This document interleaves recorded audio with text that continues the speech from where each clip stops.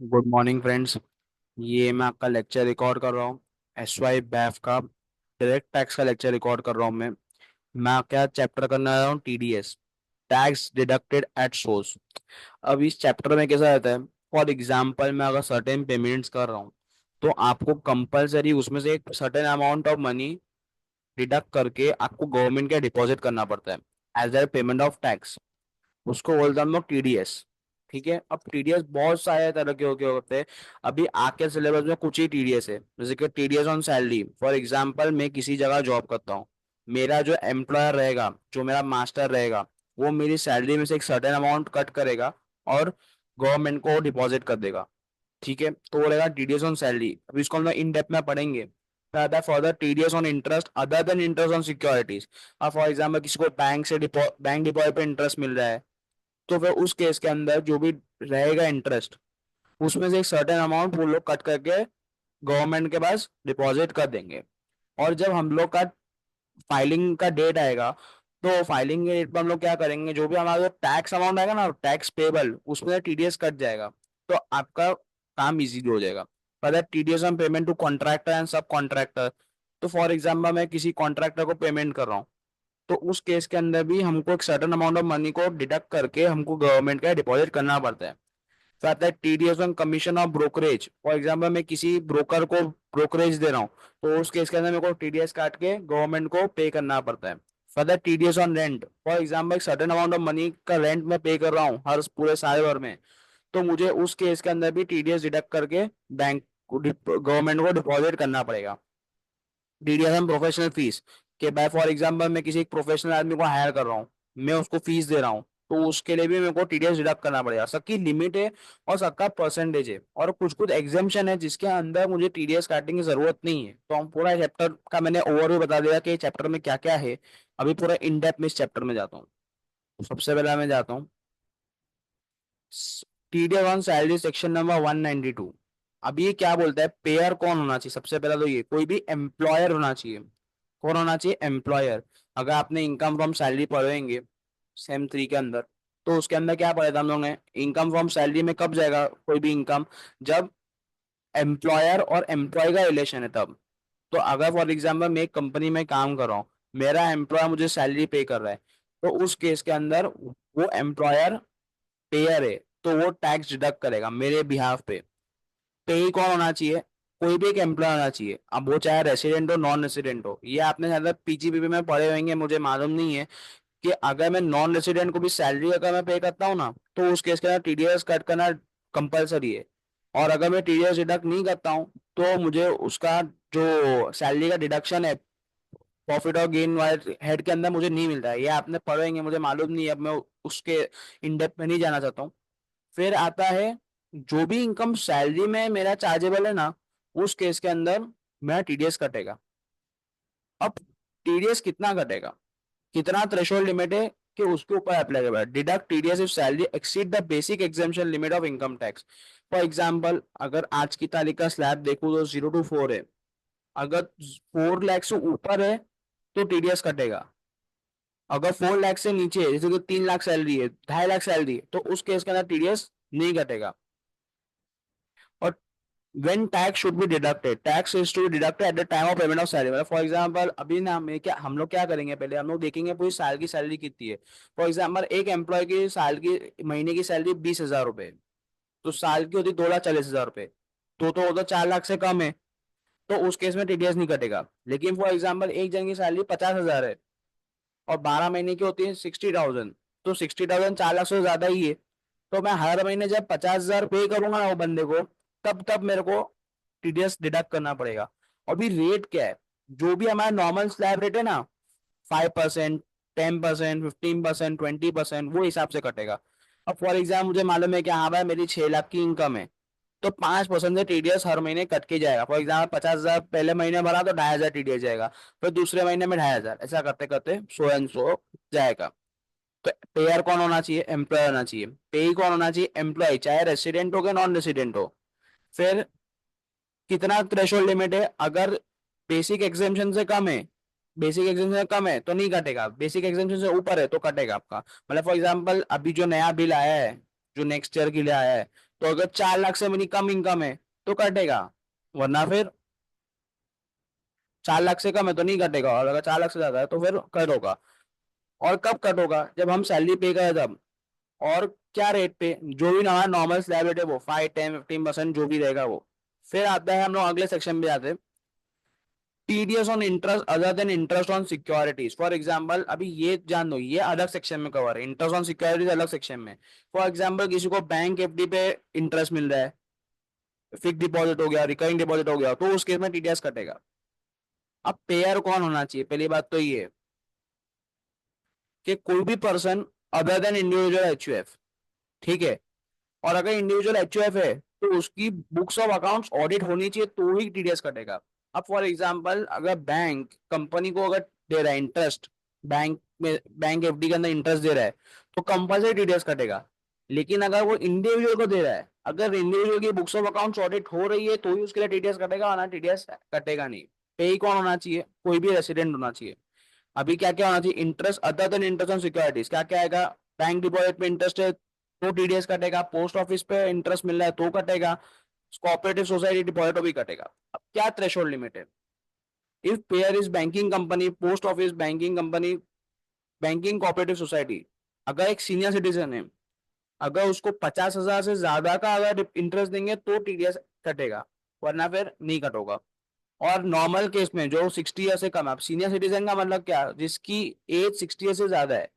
अगर जिसकी 60 ईयर से ज्यादा एज है तो 50,000 रुपए के ऊपर अगर कुछ अमाउंट का तो टीडीएस कटेगा, वरना नहीं कटेगा।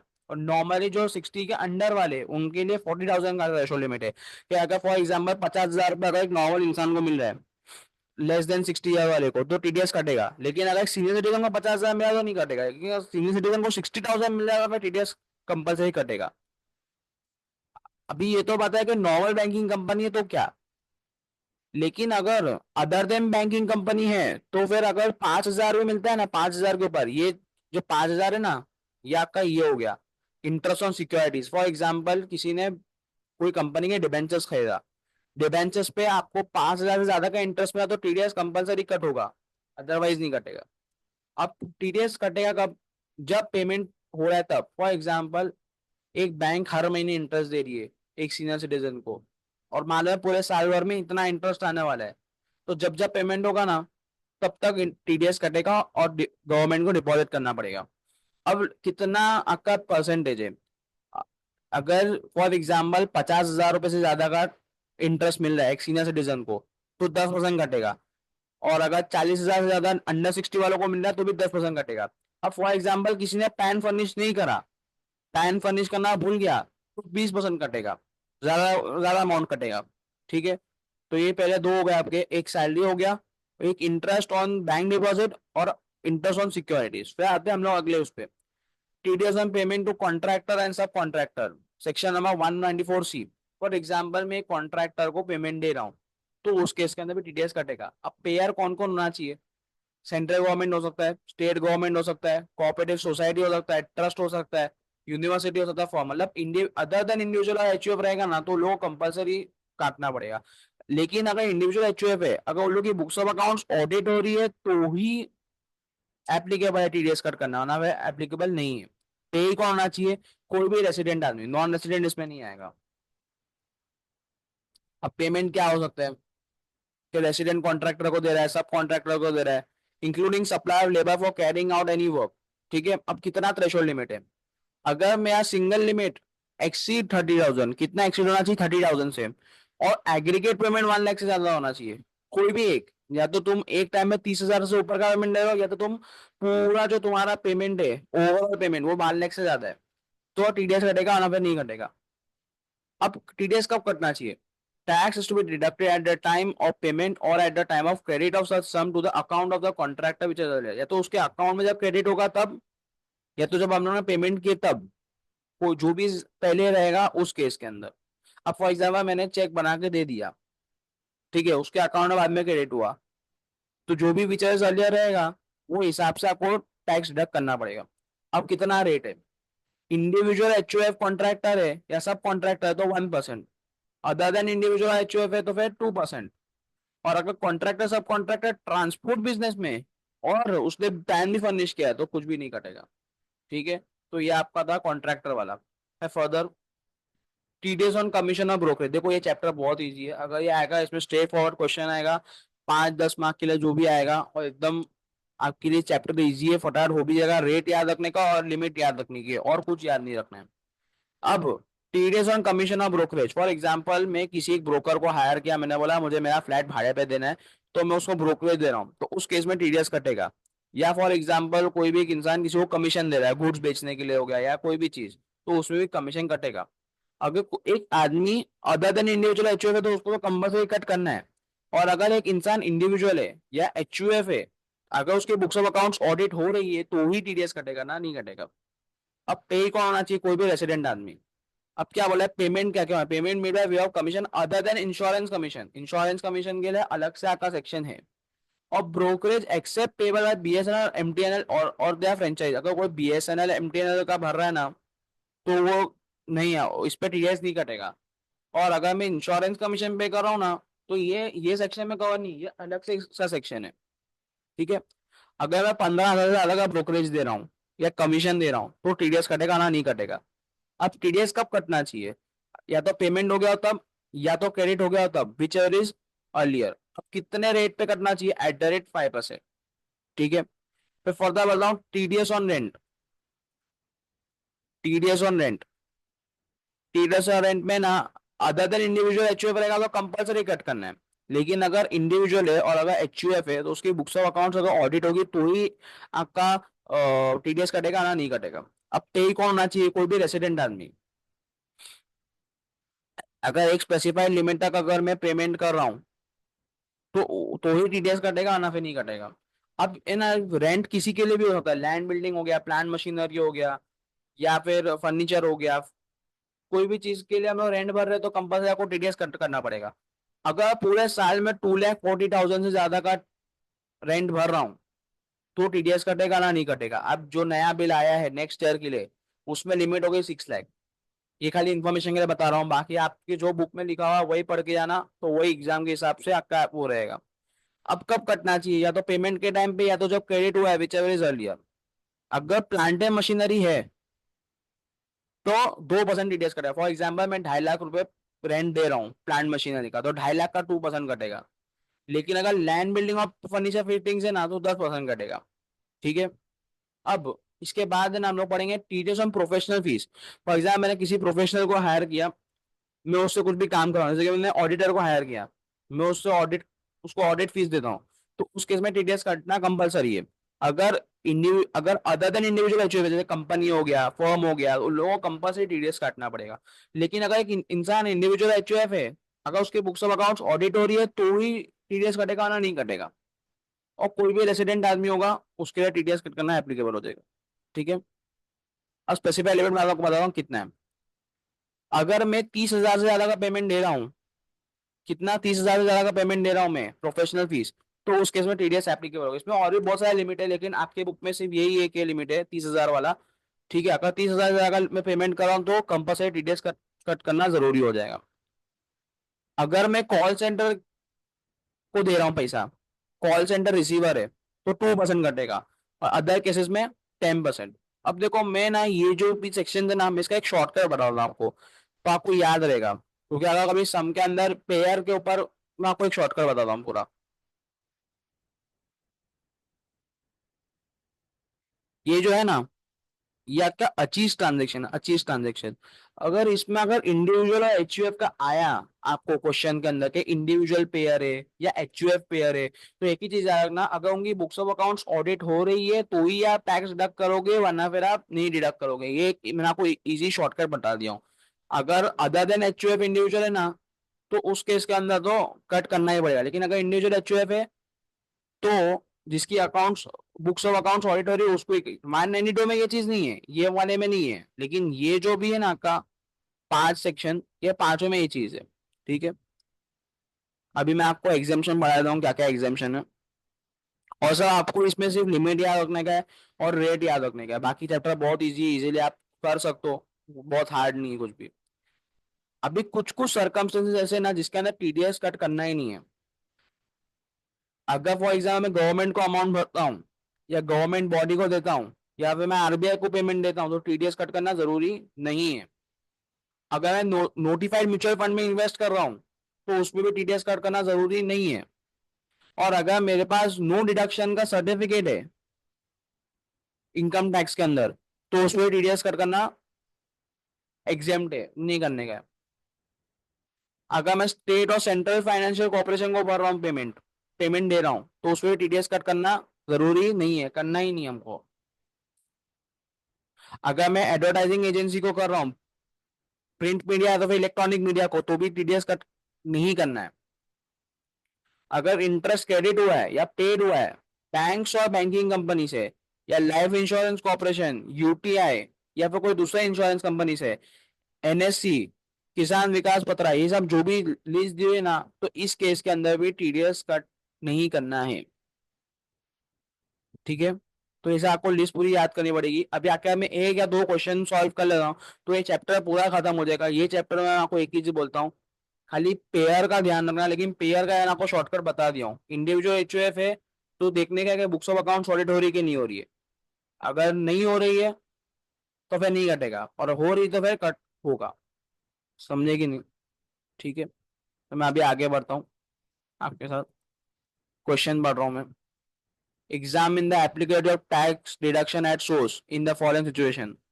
Ram, an individual carrying on business, and made gross turnover of 70 lakh for the year ended 31st March 2023, affected a payment of 35,000 to Times of India newspaper for recruitment of staff.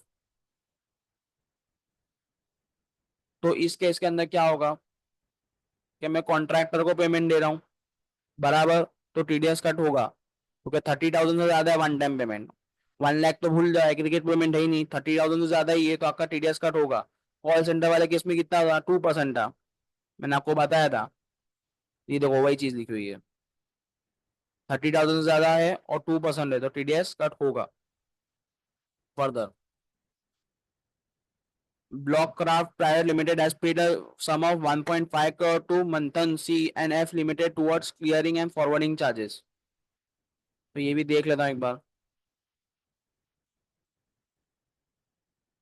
ये वही contractor वाली है, contractor वाला ही है। कितना पे कर रहा हूँ? 1.5 करोड़ दे रहा हूँ तो 30,000 से ज्यादा है, 1 लाख से भी ज्यादा है तो कटेगा कितना? बट कटेगा 10% कटेगा कुछ, इसमें 2% कटेगा आपका। तो कॉल सेंटर वाला है वो है ना आपका इंडिविजुअल वाला है। इंडिविजुअल एचयूएफ के लिए कितना है? 2% है। अदर देन इंडिविजुअल एचयूएफ के लिए कितना है? 1% है। Further, CK engineering limited paid a sum of 28,000 to AS parcel service and 10 lakh to Indian railway towards freight charges. 30,000 से तो कम ही है ना ये। 28,000 जो हम लोग ने पे करे वो तो 30,000 से कम ही होगा ना। 30,000 से कम है तो नहीं घटेगा। और इंडियन रेलवे को तो वैसे भी पे करे, हम लोग ने पढ़े थे ना, गवर्नमेंट को दे रहे हैं तो फिर उसके अंदर तो एग्जाम हो जाएगा, ऑब्वियस चीज है। Kartiki private limited entered into contract with Trimax limited for supply of material amount to 30 lakh. तो कॉन्ट्रैक्ट एंटर किया तो उस केस के अंदर 30,000 और 1 लाख वाला अप्लाई हो जाएगा, और इंडिविजुअल एचयूएफ के 2% या 1% अप्लाई हो जाएगा, 1% अप्लाई होगा। और सप्लाई मटेरियल इसमें नहीं आएगा वर्क के अंदर क्योंकि सप्लाई ऑफ लेबर था उसके अंदर। ठीक है, फिर अगला बढ़ता हूँ मैं आगे। Compute the amount of tax to be deducted at source in the following cases. Brockcraft Limited takes a building on rent and sublets. It is Ranu Limited. रानो लिमिटेड पे 8 लाख रेंट। कितना लिमिट था? 2,40,000 का था। 2,40,000 से ज्यादा है तो टीडीएस कटेगा आपका। कितना कटेगा? 10% क्योंकि बिल्डिंग है। प्लांट मशीनरी में 2% था। Manthan limited takes a building on rent from Priyal, rent being 21,000 per month. अब अगर आप रफली 12 मंथ्स का गिनते हो, 10 मंथ्स का होता है 2,10,000। 2,40,000 से ज्यादा ही है तो आपका 10% कटेगा, बिल्डिंग है। Reliance limited takes a commercial building on rent, rent being 5 lakh. Rent is payable in December to three co-owners as follows: 1,80,000, 2,50,000, 70। 2,40,000 से ज्यादा ही है तो 10% टीडीएस कटेगा। फर्नीचर उसमें आया ही, प्लांट मशीन तो है ही नहीं, देख लो आप। 10%, 10%। अब देखो ये नील क्यों है मालूम है? क्योंकि इसमें जो इंडिविजुअल पेमेंट है वो 2,40,000 से कम है, इसलिए इसमें टीडीएस एप्लीकेबल हुआ। ये 2,40,000 से ज्यादा तो टीडीएस कट होगा, इसमें भी कट नहीं होगा। ठीक है, और एक दो क्वेश्चन आकर डिस्कस कर लेता हूँ, फिर मैं यहाँ रोक देता हूँ। फिर नेक्स्ट लेक्चर आकर एडवांस टैक्स का चैप्टर कराऊंगा। ठीक है, अभी पढ़ता हूँ। ascertain the amount of TDS for the following independent situation. Union Bank of India has to pay interest 1 lakh to mister Sajan. Interest कितना है? 1 लाख है। मतलब कितना हमारा लिमिट था इंटरेस्ट का?